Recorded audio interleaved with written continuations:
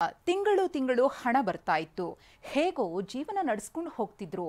ಆದ್ರೀಗ ಆ ಮಹಿಳೆಯರು ದಿನ ದೂಡೋದೇ ಕಷ್ಟವಾಗ್ಬಿಟ್ಟಿದೆ. ಖರ್ಚಿಗೆ ಹಣ ಕೊಡು ಅಂದ್ರೆ ಗಂಡ ಕೊಡ್ತಾ ಇಲ್ಲ. ನಾರಿಯರ ಗೋಳಾಟ ಒಂದೆರಡಲ್ಲ. ಇಷ್ಟಕ್ಕೆಲ್ಲ ಕಾರಣವೇ ಗ್ಯಾರಂಟಿ ಹಣ.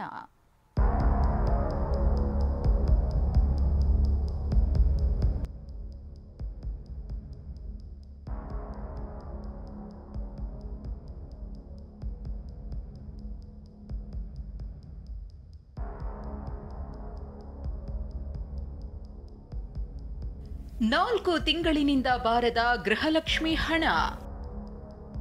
ಸರ್ಕಾರದ ವಿರುದ್ಧ ಸಿಡಿದೆದ್ದ ನಾರಿಯರು. ಗ್ಯಾರಂಟಿ ಯೋಜನೆಯಲ್ಲಿ ಎಲ್ಲರ ಮನ ಗೆದ್ದಿದ್ದೆ ಮಹಿಳೆಯರಿಗೆ ಪ್ರತಿ ತಿಂಗಳು ನೀಡುತ್ತಿದ್ದ ಗೃಹಲಕ್ಷ್ಮಿ ಹಣ. ಈ ಹಣದಿಂದ ಅದೆಷ್ಟೋ ಮಹಿಳೆಯರು ಜೀವನ ರೂಪಿಸಿಕೊಂಡಿದ್ರು, ಕುಟುಂಬವನ್ನ ನಿರ್ವಹಣೆ ಮಾಡ್ತಿದ್ರು. ಇನ್ನೂ ಕೆಲವರು ಬೋರ್ ಕೊರೆಸಿ, ಮಕ್ಕಳಿಗೆ ಬೈಕ್ ಕೊಡಿಸಿ, ಗ್ರಂಥಾಲಯ ಓಪನ್ ಮಾಡಿ ಅಂಗಡಿಗಳನ್ನು ಇಟ್ಕೊಂಡಿದ್ರು. ಆದ್ರೆ ಕಳೆದ 4 ತಿಂಗಳಿನಿಂದ ಗೃಹಲಕ್ಷ್ಮಿ ಹಣ ಬಂದೇ ಇಲ್ಲ. ಖರ್ಚಿಗೆ ಗಂಡನೂ ಹಣ ಕೊಡ್ತಿಲ್ಲ. ಕೇಳಿದ್ರೆ ಗೃಹಲಕ್ಷ್ಮಿ ಹಣ ಇದೆಯಲ್ಲ ಅಂತಿದ್ದಾರೆ. ನಮ್ಗೆ ಜೀವನ ಮಾಡೋದೇ ಕಷ್ಟವಾಗ್ಬಿಟ್ಟಿದೆ ಅಂತ ಶಿವಮೊಗ್ಗ, ಹುಬ್ಬಳ್ಳಿ, ಮೈಸೂರು ಸೇರಿದಂತೆ ರಾಜ್ಯಾದ್ಯಂತ ಮಹಿಳೆಯರು ಸರ್ಕಾರದ ವಿರುದ್ಧ ಆಕ್ರೋಶ ವ್ಯಕ್ತಪಡಿಸಿದ್ರು. 3 ತಿಂಗಳಿಂದ ದುಡ್ಡೇ ಹಾಕಿಲ್ಲ. ನಮಗೆ ಬಂದ್ರೆ ನಮಗೆ ಅನುಕೂಲ ಐತೆ, ಮುಂದೆ ಎಲ್ಲದಕ್ಕೂ ಅನುಕೂಲ ಆಕತ್ತೆ. ನಮ್ 3-4 ತಿಂಗಳಾತ ಬಂದೇ ಇಲ್ಲ ಅಮೌಂಟ್. ನಾವು ಅದರ್ಲಿಂದ ಏನೇನೋ ಕಾರ್ಯಕ್ರಮ ಹಮ್ಮಿಕೊಂಡಿರ್ತೀವಿ, ಮಕ್ಕಳಿಗೆ ಫೀಸ್ ಸಂಬಂಧ ಆಗ್ಲಿ.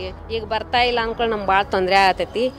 ಸಿದ್ದರಾಮಯ್ಯನವರು ಪ್ರಾಮಿಸ್ ಮಾಡೇ ತಾನೇ ಓಟ್ ಹಾಕ್ಸ್ಕೊಂಡಿದ್ದು 2,000 ಕೊಡ್ತೀನಿ, 2,000 ಕೊಡ್ತೀನಿ. ಇವತ್ತೆಲ್ಲಿ 2,000 ಕೊಡ್ತಿದ್ರ? 3-4 ತಿಂಗಳಾಗಿದೆ ಬಂದು. ಇದನ್ನೇ ನಂಬ್ಕೊಂಡು ಜೀವನ ಮಾಡ್ತಿರೋಂಥ ಹೆಣ್ಮಕ್ಳು ಕತೆ ಏನು? ಆಡ್ದಂತ ಮಾತನ್ನ ಉಳಿಸ್ಕೊಂಡು ಹೋಗ್ಬೇಕು. ಇಲ್ಲಾಂದ್ರೆ ನಿಮಗೂ ಬೆಲೆ ಇಲ್ಲ, ನೀವು ಸರ್ಕಾರಕ್ಕೂ ಬೆಲೆ ಇಲ್ಲ. ಇನ್ನು ಮಂಡ್ಯ ಜಿಲ್ಲೆಯಲ್ಲಿ ಮಾತ್ರ ಮಹಿಳೆಯರು ಹಣ ಬರ್ತಿದೆ ಅಂತ ಹೇಳಿದ್ರು. ಬರ್ತಾ ಇದೆ, ಗೃಹಲಕ್ಷ್ಮಿ ಹಣ ಬರ್ತಾ ಇದೆ. ಪ್ರತಿ ತಿಂಗಳು ಬರ್ತಾ ಇದೆ. ಹೌದು, ತುಂಬ ಉಪಯೋಗ ಆಗಿದೆ ಇದರಿಂದ ಮಕ್ಕಳು ಫೀಸ್ ಕಟ್ಟೋದಾಗ್ಬೋದು, ಅಥವಾ ನಮ್ಮ ಕೃಷಿ ವ್ಯವಸಾಯಕ್ಕಾಗ್ಬೋದು, ಆ ಥರದ್ದೆಲ್ಲ ತುಂಬಾ ಹೆಲ್ಪ್ ಆಗ್ತಾ ಇದೆ. ಏನೇ ಹೇಳಿ, ಗೃಹಲಕ್ಷ್ಮಿ ಹಣ ಅದೆಷ್ಟೋ ಮಹಿಳೆಯರ ಪಾಲಿಗೆ ಆಧಾರವಾಗಿತ್ತು. ಆದ್ರೀಗ ಹಣ ಬಾರದೆ ಜನ ಕಂಗೆಟ್ಟಿದ್ದಾರೆ. ಇನ್ನಾದರೂ ಸರ್ಕಾರ ಆದಷ್ಟು ಬೇಗ ಹಣ ಬಿಡುಗಡೆ ಮಾಡಬೇಕಿದೆ.